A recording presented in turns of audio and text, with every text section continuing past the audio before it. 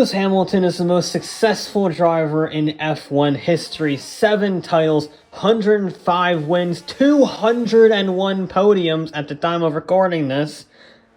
Absolutely mental.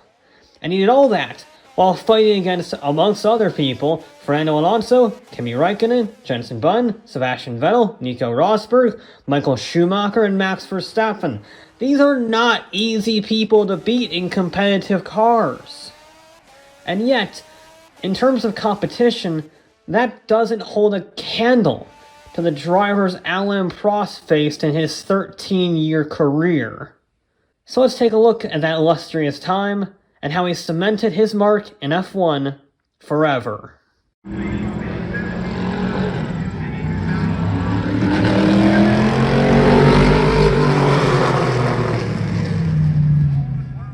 The Frenchman was born in 1955 and proved to be very adventurous in regards to sports and exercise, but a holiday in 1969 gave him a glimpse of go-karting for the first time, and he was hooked. He saved up some money, and 2 years later he started competing. He was good. So good, in fact, that he won 3 karting championships in 1973 alone. Then he won again in 1974, and he entered the National Formula Renault Series in 1976, which he also won. Then the Formula Europe Series in 1977, and the French Formula 3 title in 1978 and 1979.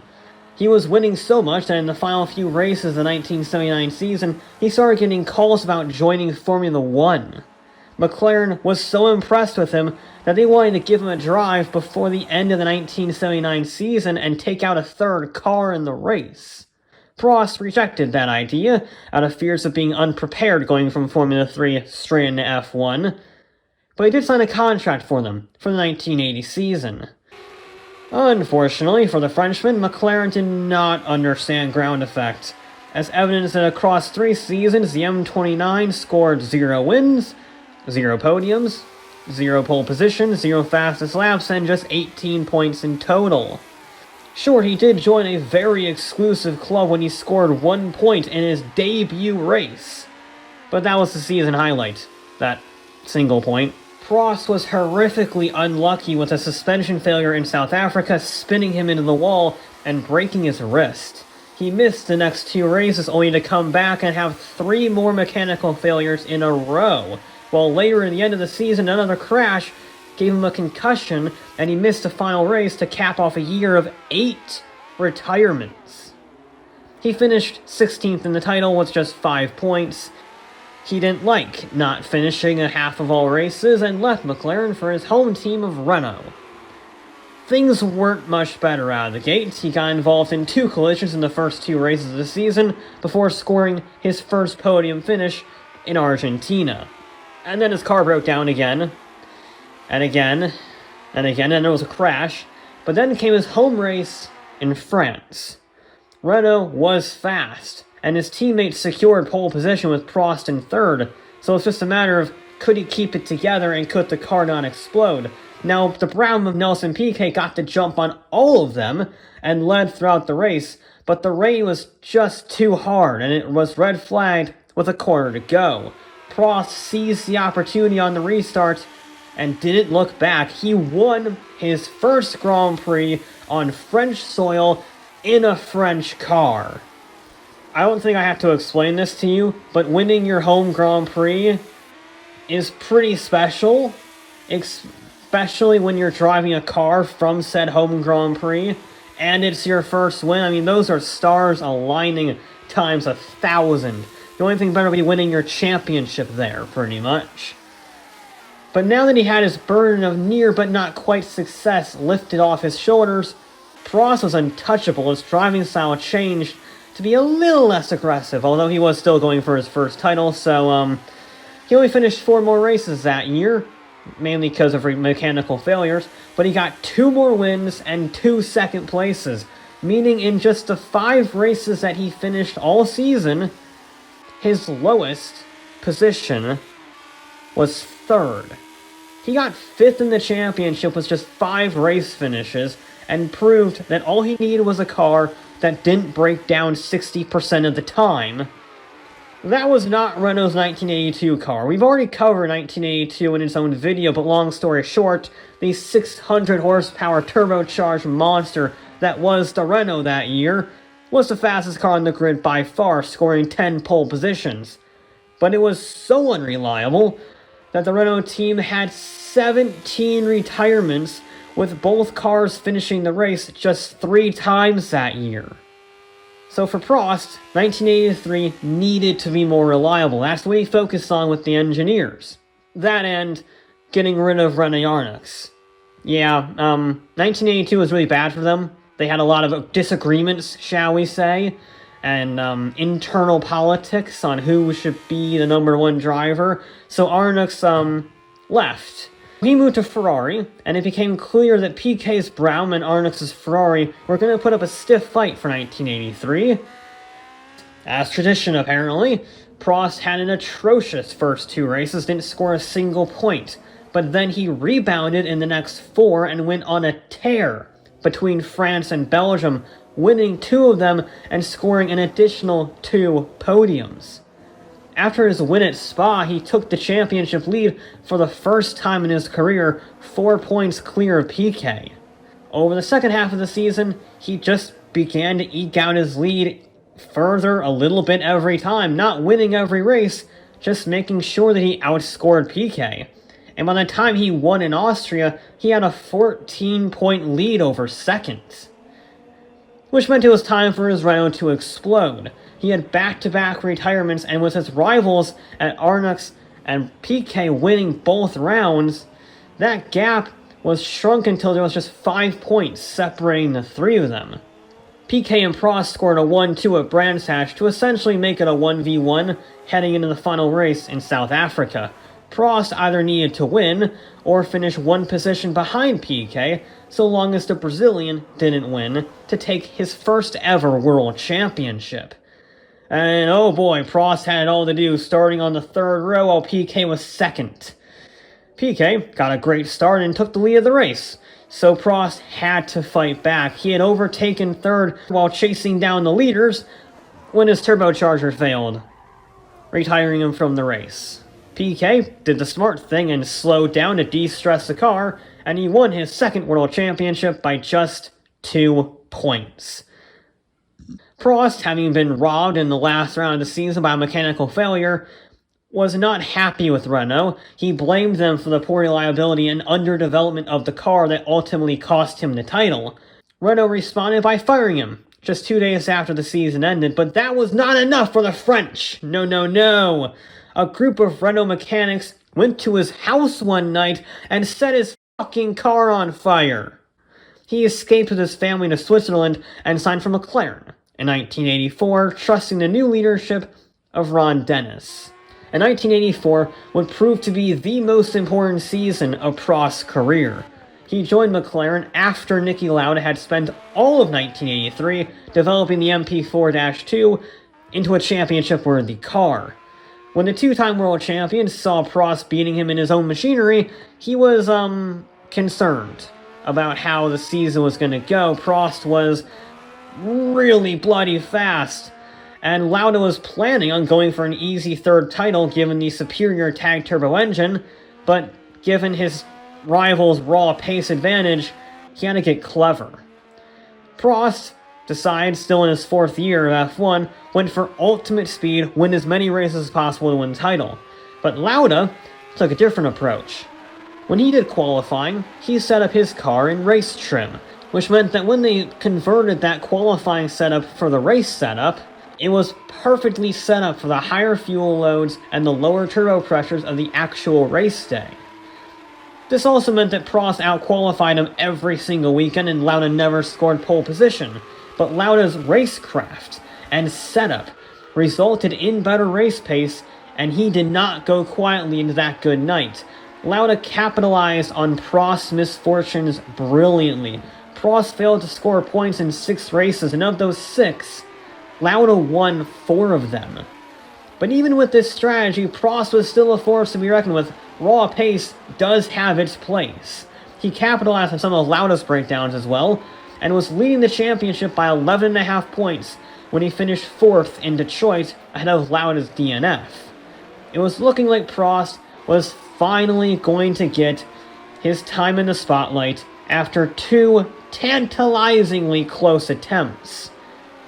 But then came a string of 1st and 2nd place finishes for Lauda, while Prost retired from 3 of those races.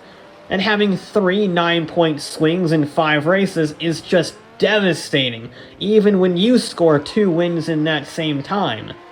This change of fortunes completely flipped the title on its head, so that now Lauda was leading by 10.5 points ahead of Prost with just 2 rounds to go. Prost won at the brand new Nürburgring GP circuit, but that still meant in order to win the title, he needed to win the final race of the season and have Lauda finish 3rd or lower. And you know what? Briefly, it looked like he was actually going to do that.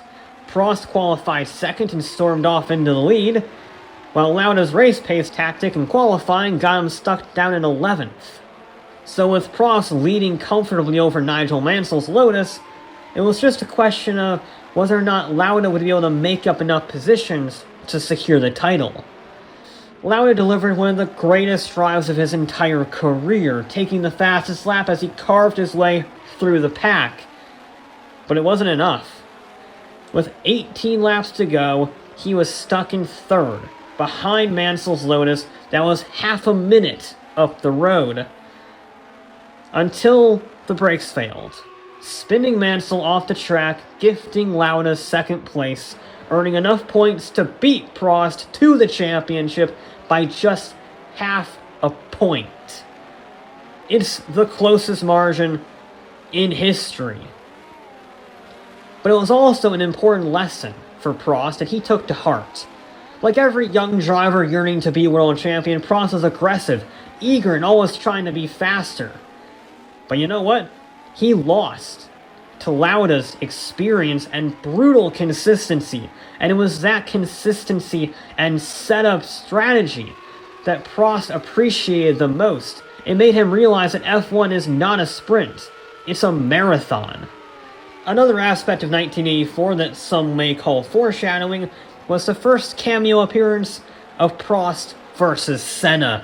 The young Brazilian Ayrton Senna was making his F1 debut in 1984 with the truly terrible Toleman team, a team that has scored just 10 points in their entire history up to that season.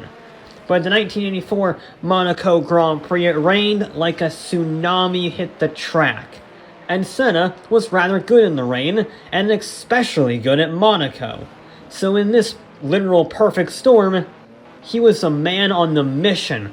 He caught up to Prost by 4 seconds a lap before a very controversial red flag ended the race just a lap before Senna overtook for the win. Regardless, Prost and Senna scored their first of many 1-2 finishes, and their pace over the field was put on notice for the first time.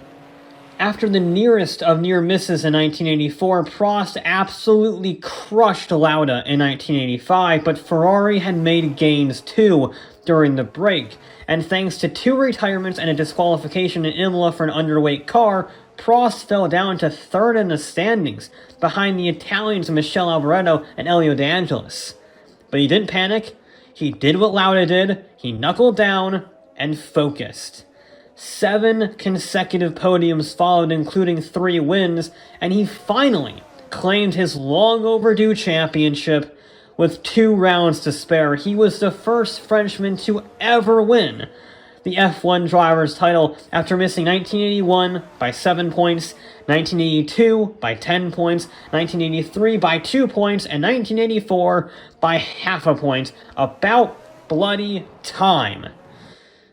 1986 was different. McLaren's engine advantage was all but gone, and the MP4-2C was nowhere near as efficient as the Williams FW11. The monstrous Williams Honda could make 1,200 horsepower in qualifying and had the best aerodynamics on the grid.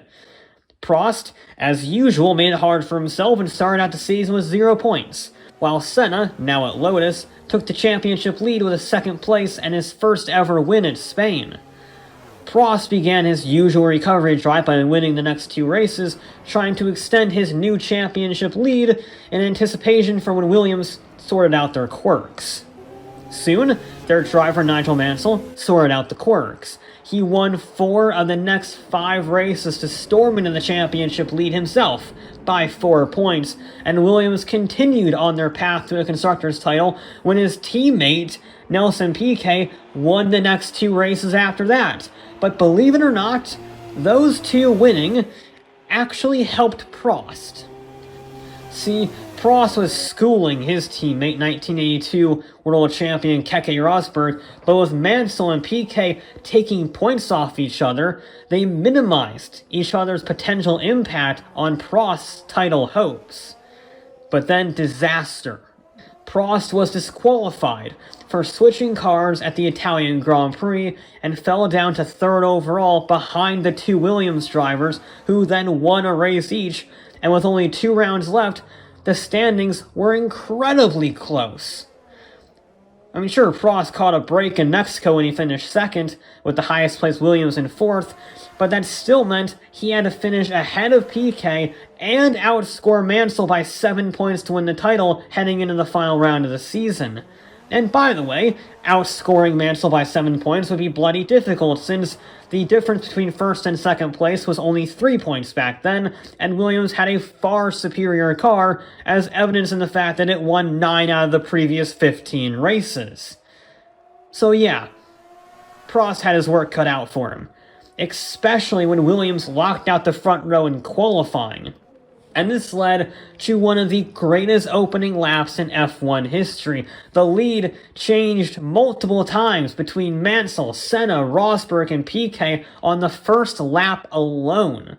Strangely, Rosberg, who as I mentioned had been thoroughly beaten by Prost all season, was leading when it was all said and done, with Prost down in 4th. And given that, it was looking like Mansell was going to be world champion.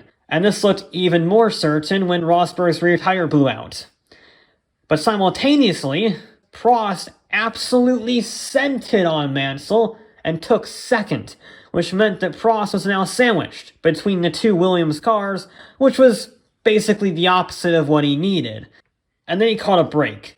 A massive break. Mansell had a tire failure, resulting in his DNF from the race, and suddenly, the gates were wide open for Prost. All he had to do was overtake Piquet. So Williams did it for him when they precautionarily pit Piquet out of the lead for a fresh set of tires to make sure these didn't blow. And in a flash, Prost went from nearly hopeless to champion in waiting. The only question was, could Piquet catch Prost with a fresh set of tires and a super fast car? No, he could not. And Prost became the first back-to-back champion in 26 years, despite the pace of Williams. And out of all of his brilliant results that I'm going to be talking about or have talked about in the past, 1986 is probably his best ever season, overcoming the odds to beat not 1, but 2 world champions in superior machinery. Prost could not repeat this in 1987. He had a good start to the championship in a rather ironic twist, but the pace difference between McLaren and Williams didn't improve, and Piquet won his 3rd world title with room to spare. Despite this disappointing 1987 season, there was still one moment of celebration. When Prost won in Portugal, it was his 28th career victory, breaking the then all-time record set by Jackie Stewart for most wins by a driver. Not bad. A new year meant a new season with new opportunities, and in Prost's case, a new teammate, the Rainmaster himself, Senna. Now there are 2 things that transpired to get the Brazilian away from Lotus. First, Honda became McLaren's engine supplier of 1988 as they ditched the tag turbos. Honda was breaking into the South American market, and they wanted either Senna or Piquet to complete their driver lineup. And the second factor was, ironically, Prost, who preferred Senna over his previous championship rival. Look, I know hindsight is 20/20 and all, but man, he really should have seen that this was going to spell trouble eventually. But in the moment, McLaren was on cloud 9. They had arguably the greatest driver pairing ever assembled, and the car, the MP4-4, was simply sensational.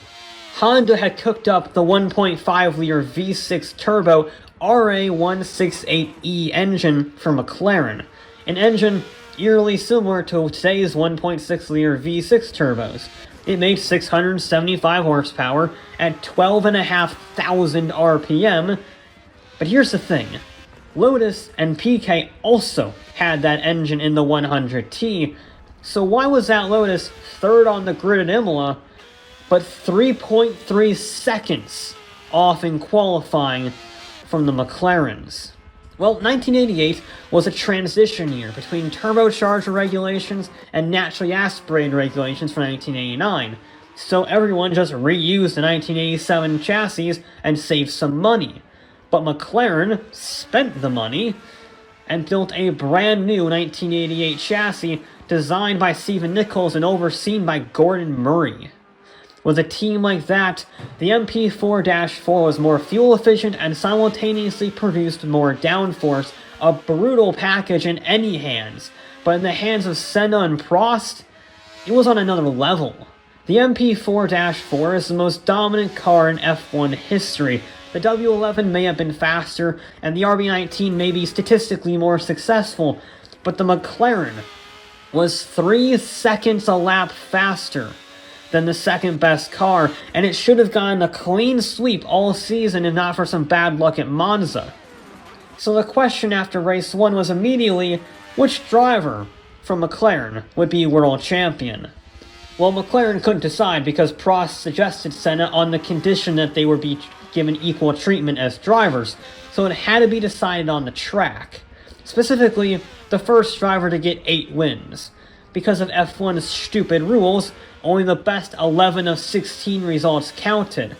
So 8 wins was pretty important if you wanted to have any hope of maintaining your lead when the subtractions began. In the first round to Brazil, Senna was disqualified from his home race for changing cars, and Prost took his victory number 1.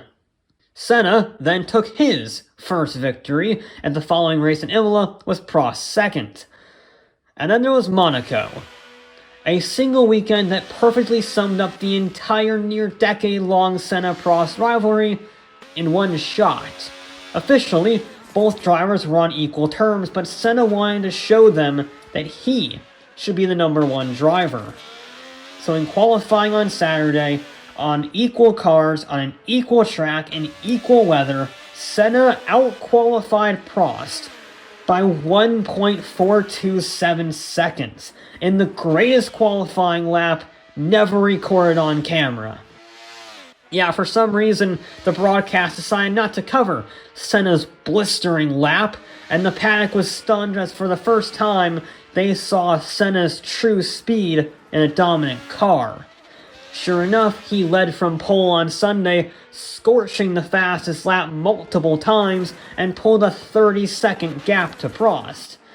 And he kept pulling, and kept pulling, and pulling, until he snapped. With no pressure whatsoever from behind, Senna lost his focus and hit the wall. He broke his suspension and was officially out of the race, and eventually, Prost passed him to win his second race. Like I said, it perfectly sums up the dichotomy between Senna and Prost. Senna was always faster over a single lap, but Prost used Lauda's tactics and patience to take calm, collected victories like Monaco 88. And after Monaco, the pair got 4 consecutive 1-2 finishes with 2 wins apiece. Prost had reported handling problems at Silverstone, and he made the strange choice of voluntarily retiring from the race.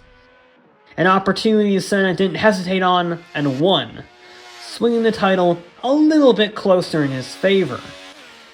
That was the first of 4 consecutive victories for Senna before both drivers retired in Monza. Prost took his 5th and 6th victories in Portugal and Spain, but it was Senna who took win number 8 in Japan by 13 seconds over Prost. In doing so, he won his first World Championship with a race to spare. Prost actually ended up scoring more points than Senna over the course of the season, but because of that best of 11 rule, Senna mathematically won the title by 3 points. Could you imagine the fallout today if a driver scored more points and therefore lost the championship?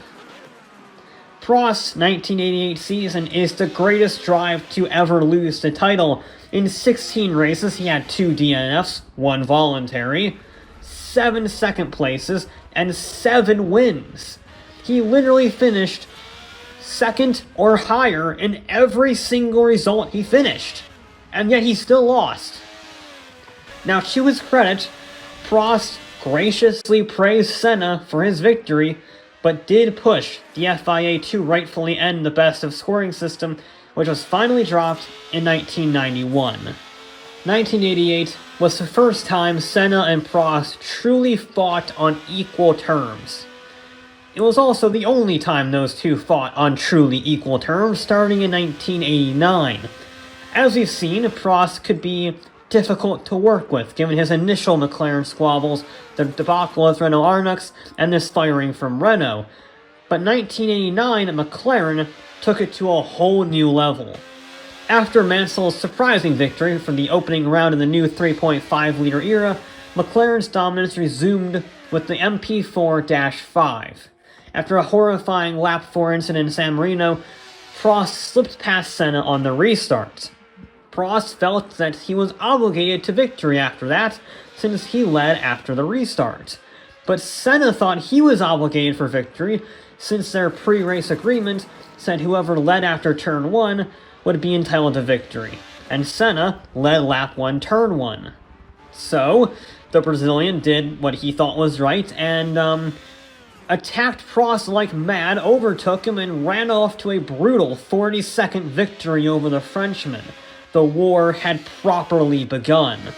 Similarly to 1988, Senna dominated Monaco qualifying by over a second, but this time he won by nearly a minute over Prost, despite losing first and second gear on the slowest track of the calendar. Senna got 4 wins in the first 5 races to take a dominant early lead, but then his luck ran out hard, and had mechanical failures in Phoenix, Canada, Britain, and France, with Prost winning 3 of those rounds. The championship swing was massive, but despite the 20-point gap over Senna, Prost was not a happy camper at McLaren, and he announced his retirement for the end of the season with some side glances at the Ferrari paddock. Now, given that McLaren just lost their 2-time champion, the unofficial gears began turning in favor of Senna. And Senna is a Honda driver first and foremost. So engines started arriving at McLaren with the tag Special for Ayrton. That's a little suspicious, I'm not gonna lie. And things didn't get much better at Monza, where Prost officially announced he signed for Ferrari for the following year, and McLaren gave Senna everything he needed to beat Prost, even though Prost was the one leading the championship for them. Sure enough, Senna's car had a significantly higher top speed around Monza than Prost, nearly 2 seconds in qualifying. Because of this, Prost publicly accused Honda of bias, and had to issue a formal apology just to keep the engine supplies going for the rest of the season. Ironically, Senna's allegedly special engines hurt him more than it helped him when his engine exploded him out of the lead yet again. And with only 4 races left, Senna now had to win all 4 to take the title. So Mansell did his part for Prost and crashed into Senna while being black flagged in Portugal. So because of that, and even with Senna's win in Spain, Prost's title was all but assured heading into the second-to-last round in Japan. Prost got the jump on Senna's pole position start and took the lead, but a tire change for the Brazilian allowed him to catch Prost by lap 40. 7 laps later, their inter-team rivalry culminated. Senna carried massive speed through 130R and drew alongside Prost. So he did a stupidly aggressive throw up the inside in the next corner, and Prost just didn't care. They collided and both cars skidded to a stop, engine stalled. Prost got out of his stalled car and retired, seemingly content with his third world championship, while Senna got the marshals to bump start his car, and he won the race. Now look, before we go any further, objectively, that collision was inevitable and probably a hard racing incident. Given the positioning of the drivers, Senna was almost certainly not going to make that chicane given how fast he was and how close he was to the inside. But that is not an excuse for Prost turning into a different zip code and aimed right at Senna. I mean, there is no way that Prost would have taken that corner properly based on his turning point relative to the apex. He would have cut the corner by a car width easily. Either way, FISA wasn't having any of it, and Senna was disqualified from his victory, given a $100,000 fine and a 6-month driving ban. The disqualification ensured that Prost was a 3-time world champion, and is one of the harshest punishments ever given for a bump start and missed chicane. Which means it's time to talk about the elephant in the room, FISA President Jean-Marie Basche. I'm not apologizing for that because he's a terrible person. Now, the Frenchman was a personal friend of Prost, and the two were seen chatting multiple times outside the garage.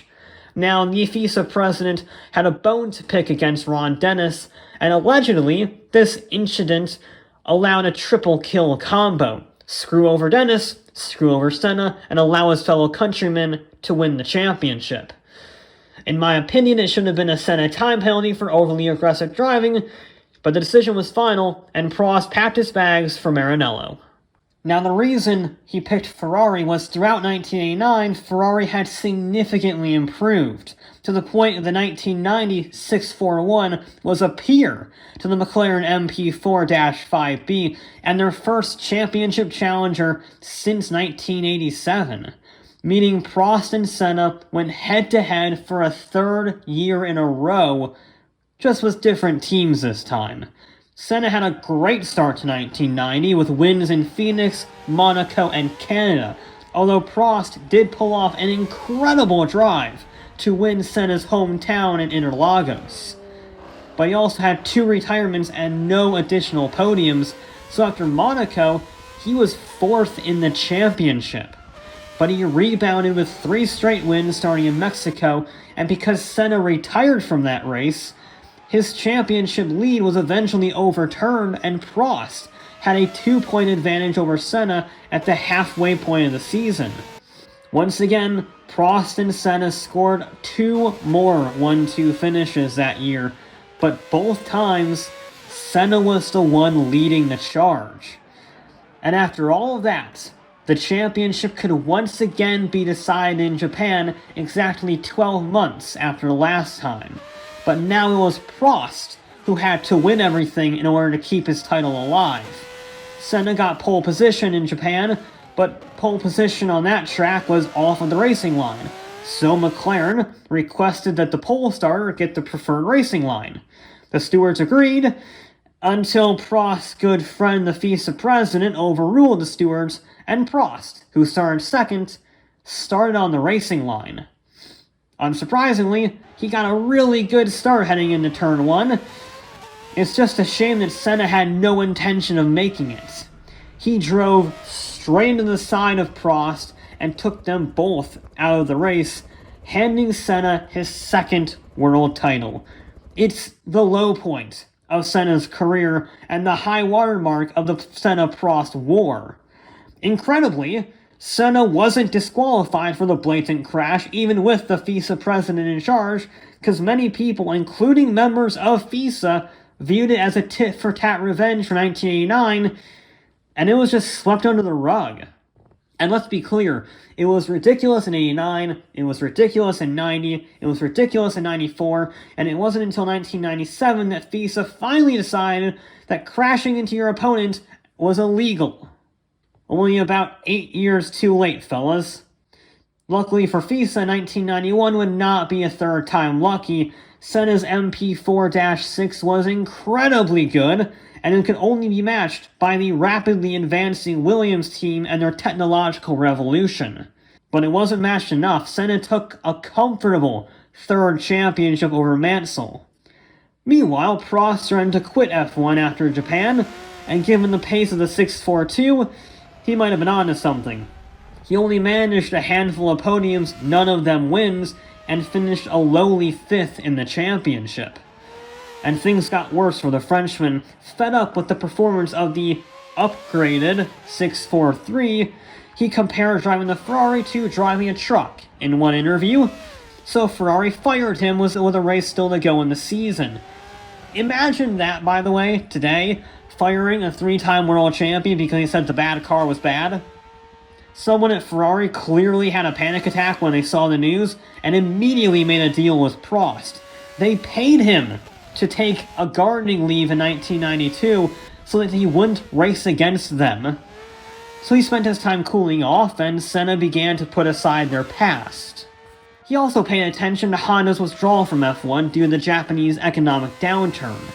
This put Renault up as the top player in F1, and Williams had the tech, the engine, and the open seat for 1993. He rejoined F1 with them for the 1993 season, driving the FW15C, a follow-up to the masterpiece of the original FW15 from 1992 that allowed Mansell to devastate everyone else in the championship. Developed by Patrick Head and Adrian Newey, it was another technological marvel, with cleaner aerodynamics, active suspension, a semi-automatic transmission, fly-by-wire controls, power steering, ABS, and it was used as a testbed for the first ever CVT transmission. It even had an early, non-hybrid version of IndyCar's push-to-pass system. Hitting a button would lower the suspension and direct the airflow away from the diffuser, lowering the drag coefficient and making it significantly faster on the straights. Of course, the drivers did have to occasionally drive around the tech when it began to glitch out. It was the mid-1990s after all, but that was few and far between. Prost secured 7 consecutive pole positions from the start of the year, a record only equaled by Max Verstappen this year. But amazingly, Senna said, "Nah, this is my championship," and took 3 wins and 2 second places in that time when Senna won Monaco for the record-setting 5th year in a row. He had a 5-point lead over Prost in the championship. This was looking like another Prost versus Senna rivalry for the ages, round number 4. But here's the thing, that McLaren wasn't brilliant, and Prost was in perfect harmony with his Williams, and he took 4 straight wins to eventually secure his 4th title with 2 rounds to go. Prost retired from F1 for good at the end of the season. His final win in Germany was his 51st. Remember, the previous all-time record before him was 27. To date, only 4 drivers have ever beaten it, even with the elongated calendars. And Prost has been there to personally congratulate Michael Schumacher, Lewis Hamilton, Sebastian Vettel, and Max Verstappen when they all eclipsed it. Pretty classy act. Now, when he retired, he did various odd jobs, like being an F1 commentator or serving on the stewarding team for 2010, or bicycle racing, or even ice racing. He even founded his own F1 team, Prost Grand Prix, which was terrible, so now he just relaxes in Switzerland with his family, occasionally doing interviews for the F1 community. There's a lot to be said about Prost, and yet many people don't. Compared to the drivers he's raced against, he's generally regarded as the odd one out, which is a shame because he's one of the best drivers to ever do it. Just for the funnies, I applied the modern F1 scoring system to his historic results to see how he'd fare today. He'd be a 7-time world champion without even delving into the what-ifs about Renault reliability or Ferrari misfortune. He would have taken 1983 by a tiebreaker, 1984 comfortably, and 1988 comfortably.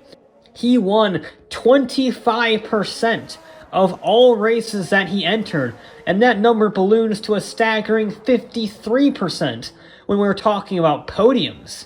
In 1988, he finished on the podium 88% of the time and still lost, which is ridiculous.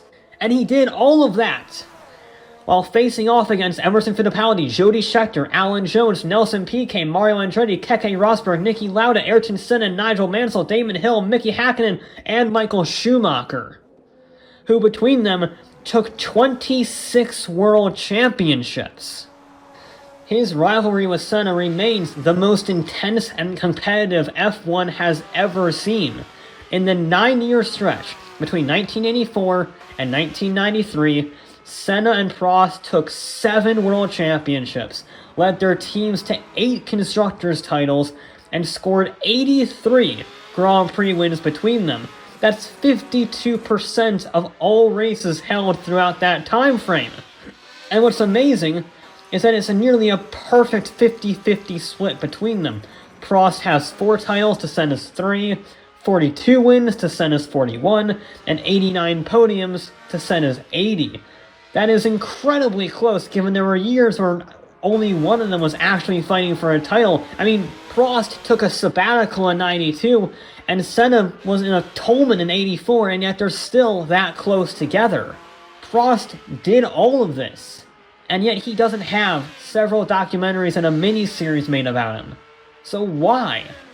Honestly, it's because he was too good. He doesn't have a lot of drives like Donington 93 or Turkey 2020 or Brazil 2024. All of his drives, all of his titles were executed carefully and perfectly. He rarely had to make up for a bad qualifying session, and he didn't really need to make many heroic drives. And to be fair, he wasn't as good in the wet as Verstappen or Senna, and there is a mysticism added to those drivers, especially Senna, since he, died. I mean, sure, he had those legendary recovery drives. South Africa 1982 comes to mind, but those were few and far between.